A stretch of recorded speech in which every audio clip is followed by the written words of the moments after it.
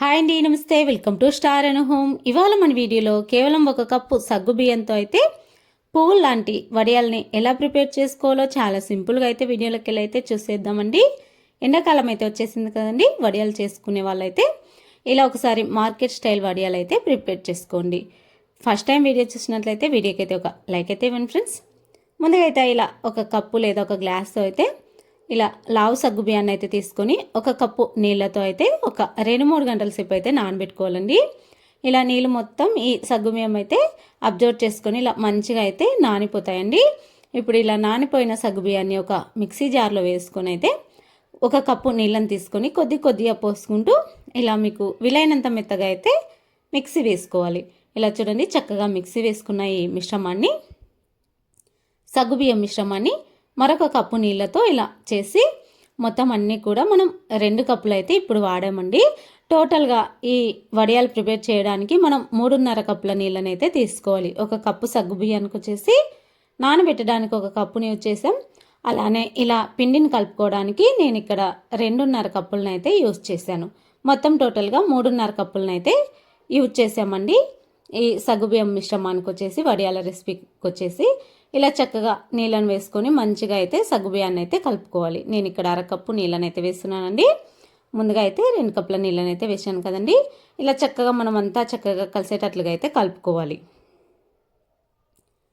ఇలా మంచిగా కలుపుకున్న తర్వాత ప్యాన్లో పోసుకున్నాం కదండి. ప్యాన్ వచ్చేసి స్టవ్ పైన పెట్టుకొని మంట హై టు మీడియంలో ఉంచుకొని కలుపుతూ అయితే ఉడికించుకోవాలండి. ఇలా కొంచెం చిక్కబడిన తర్వాత మంటను వచ్చేసి లో ఫ్లేమ్లో అయితే ఉంచుకోవాలి. ఇలా లో ఫ్లేమ్లో ఉంచుకున్న తర్వాత చక్కగా కలుపుకుంటూ ఇలా కుక్ చేసుకోవాలి. మంట సిమ్లో ఉంచుకొని ఒక 4-5 నిమిషాలు ఇలా మంచిగా అయితే కంపల్సరీగా కలుపుతూ అయితే ఉడికించుకోవాలండి ఈ మిశ్రమాన్ని వచ్చేసి.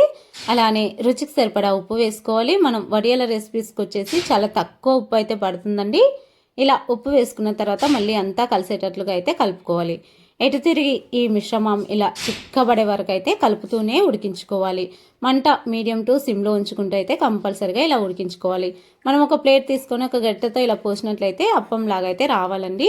ఇలా వచ్చినట్లయితే మనకు అప్పడాలకైతే చాలా చక్కగా ఈ రెసిపీ రెడీ అయిపోయినట్లు. ఇప్పుడు ఈ మిశ్రమాన్ని అయితే స్టవ్ ఆఫ్ చేసి కొద్దిగా చల్లారే వరకు అయితే చల్లారబెట్టుకోవాలండి.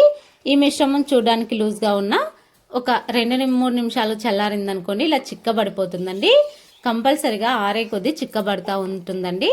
ఇందులో సగం వరకు ఒక గిన్నెలో అయితే వేసుకోవాలి. ఇలా వేసుకున్న తర్వాత నేను ఇక్కడ ఆరెంజ్ కలర్ ఫుడ్ కలర్ని అయితే యూజ్ చేస్తున్నానండి. ఇలా మీకు నచ్చిన ఫుడ్ కలర్ని అయితే మీరు యూజ్ చేసుకోవచ్చండి. లేదంటే కూడా ఇలాంటి ఫుడ్ కలర్ లేనట్లుగా మామూలుగా ప్లెయిన్ అప్పడాలా కూడా వేసుకోవచ్చండి. ఇలా ఫుడ్ కలర్ యూజ్ చేసిన తర్వాత ఒక పైపింగ్ బ్యాగ్లో అయితే పెట్టుకుంటున్నానండి. మరలా ఈ మిశ్రమం కొద్దిగా చిక్కబడింది కదండి, అందుకని చెప్పేసి మళ్ళీ ఒక 1/2 కప్పు దాకా వేడి నీళ్ళని అయితే పోసి కొద్దిగా లూజ్ లాగా అయితే చేసుకోవాలండి. చూడండి, ఇక్కడ మీకు కనిపిస్తుంది కదండి. ఇలా చేసుకున్నాం అనుకోండి మనకు చక్కగా అయితే రెడీ అయిపోతుందండి. ముందుగా ఇలా ఆరెంజ్ కలర్ బ్యాటరీ ఉంది కదండి, దాన్ని అయితే ఇలా నేను ఒక పైపింగ్ బ్యాగ్లో అయితే వేసుకొని ముందుగా అయితే రెడీ చేసి పెట్టుకున్నాను. ఇప్పుడు దీన్ని కూడా చక్కగా అంతా కూడా కలిసేటట్లుగా వేడి నీళ్ళు అయితే పోసాం కదండి. 1/2 కప్పు దాకా మంచిగా కలిసేటట్లుగా అయితే ఇలా కలుపుకొని మీకు వీడియోలో చూపిస్తున్న విధంగా ఇలా చేసి పెట్టుకోండి. ఇలా చేసుకోవడం వల్ల మనకైతే చాలా చక్కగా అయితే అప్పడాలు అయితే ప్రిపేర్ అయిపోతాయండి. ఇలా మనం రెడీ చేసుకున్న తర్వాత ఇలా బ్యాంగిల్స్ అయితే ఉంటాయి కదండి, ఒక కవర్ వేసుకొని ఈ రెసిపీ కోసం, ఈ వడియాల కోసం అయితే ప్లాస్టిక్ కవర్నే యూజ్ చేయాలండి. ఇలా వేసుకొని గాజులు ఉంటాయి కదండి, మనం పక్కకు పెట్టుకున్న గాజులని ఒకసారి నీట్గా కవర్ని అలానే గాజులను కూడా మంచిగా అయితే వాష్ చేసుకోవాలండి. వాష్ చేసి కవర్ని బట్టతో క్లాత్తో అయితే తుడుచుకోవాలి. తుడుచుకొని ఇలా గాజులను పెట్టి అయితే ఇలా మీకు ఈ గాజుల్లో అయితే ఒక్కొక్క స్పూన్ అయితే వేసుకోవాలండి. ఇలా మొత్తం ఒక్కొక్క స్పూన్ వేసుకున్న తర్వాత ముందే తీసి పెట్టుకున్నాం కదండి కొద్దిగా సగ్గుబియ్యం మిశ్రమాన్ని ఒక పైపింగ్ బ్యాగ్లో అయితే రెడీ చేసి పెట్టుకున్నాం కదండి, దాన్ని ఇలా ఒక డిజైన్ వచ్చేటట్లుగా అయితే ప్రిపేర్ చేసుకోవాలి. ఇలా మీకు నచ్చినట్లయితేనే వేసుకోండి. నేను ఇక్కడ వీడియోలో మంచిగా కనిపించడం కోసం అలానే మార్కెట్ స్టైల్లో రెడీ చేయాలనే ఉద్దేశంతో అయితే ఇలా చేశానండి. కానీ ఏం జరిగిందో లాస్ట్లో ఈ అప్పడాలు ఎలా వచ్చాయో మీకు లాస్ట్ వరకు చూస్తేనే అర్థమైపోతుందండి. అందుకనే వీడియోని ఇక్కడ కూడా స్కిప్ చేయనట్లుగా అయితే లాస్ట్ వరకు అయితే చూడండి. ఇలాంటి వీడియోలు మన ఛానల్లో చాలా మంచి వ్యూస్తో వచ్చిన వీడియోలు ఏమైనా ఉన్నాయంటే అవి వడియాల రెసిపీసేనండి. మీకు ఒకసారి చూడాలి అనిపిస్తే ఛానల్లోకి వెళ్ళి అయితే చూసేయండి.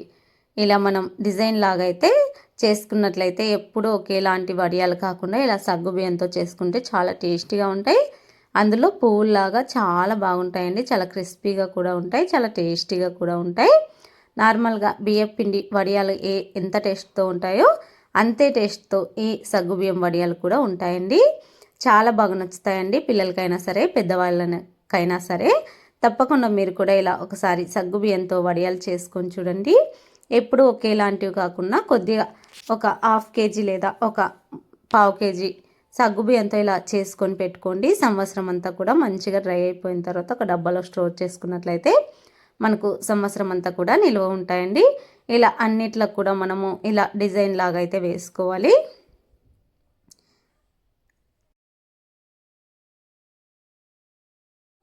మొన్న ఒక వీడియో అయితే పోస్ట్ చేశానండి. పొంగనాల ప్యాన్లో పాలు పోసి అనే వీడియోకి అయితే చాలా మంచి వ్యూస్ అయితే వచ్చాయండి.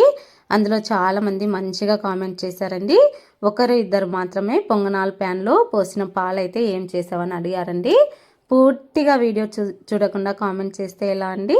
పొంగనాల ప్యాన్లో పాలు పోసిన పాలనైతే అదే అదే మామూలుగా అదే రెసిపీ చేయడానికే వాడుకున్నానండి.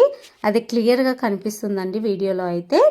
మళ్ళీ చాలా ఒక ఇద్దరు ముగ్గురు అయితే చాలా బ్యాడ్గా అయితే కామెంట్ చేశారండి. ఏమని ఆ ప్యాన్లో పాలు ఎక్కడ పోయాయి, ఆ ప్యాన్లో పాలు తాగేశారా అని చెప్పేసి అయితే కామెంట్ చేశారండి. పూర్తిగా వీడియో చూసిన తర్వాత అయితే మీకు నచ్చినట్లయితేనే మంచిగా కామెంట్ చేయండి. వీడియో నచ్చలేదనుకోండి, రెసిపీ బాగలేదని చెప్పేసి అయితే కామెంట్ చేయండి. చూడండి, వీడియోలు తీయడం అయితే అంత ఈజీ కాదండి. పని పాట లేని వాళ్ళు తీసే వీడియోలు కాదండి. ఒకసారి వీడియో తీస్తేనే అర్థమవుతుందండి. నేను కూడా ఏం ఊరికనే వీడియో తీయలేదు కదండి. నాకు ఇష్టం అని చెప్పేసి ఇష్టం అండి. నాకు ఈ వంటలు చేయడం, వాటిని వీడియో తీయడం అయితే ఇష్టం అండి. అందుకని చెప్పేసి అయితే నేను వీడియోస్ తీస్తున్నా. ఎవరి ఇష్టం వాళ్ళకు ఉంటాయి కదండి. అందుకని ఒకరిని ఎప్పుడు కూడా తక్కువ చేసి మాట్లాడకూడదు అనేది నా ఉద్దేశం. ఇప్పుడు చూడండి, నా చేసిన ఈ వడియాలు అయితే మొత్తం అన్నీ కూడా కోతులు అయితే తినేసాయండి. ఎక్కడో 2-3 ఉంటే వాటిని మంచిగా ఎండబెట్టానండి మిద్ద పైన అయితే. వాటిని కోతులు అయితే అంతా చిందరవందరం చేసేసాయండి. ఒక 2-3 వడియాలు మాత్రమే నాకైతే దొరికాయండి. ఆ 2-3 వడియాలని ఎందుకు వేస్ట్ చేయడం అని చెప్పేసి, ఇంకా వీడియో ఎలా కూడా వేస్ట్ అయిపోతుందని చెప్పేసి ఇలా దొరికిన వడియాలను అయితే వేయించానండి. చాలా అంటే చాలా మంచిగా వచ్చాయండి. ఏం చేస్తామండి, ఇంకా ఎప్పుడు వచ్చాయో కోతులు చూసుకోలేదండి. మొత్తం అన్నీ కూడా ఇంకా కవర్ని అయితే తీసి పాడేసాయండి. కింద పడిన ఒక 2-3 వడియాలను మాత్రమే నేను ఇక్కడ వేయించానండి. చాలా క్రిస్పీగా చాలా టేస్టీగా ఉంటాయండి. తప్పకుండా మీరు కూడా ఈ మార్కెట్ స్టైల్ వడియాలని ప్రిపేర్ చేసి ఒకసారి ఇంట్లో పిల్లలైనా సరే పెద్దవాళ్ళైనా సరే లంచ్ బాక్స్లో కూడా పెట్టివచ్చండి. వీడియో నచ్చినట్లయితే లైక్ చేయండి, షేర్ చేయండి, సబ్స్క్రైబ్ చేసుకోండి. థ్యాంక్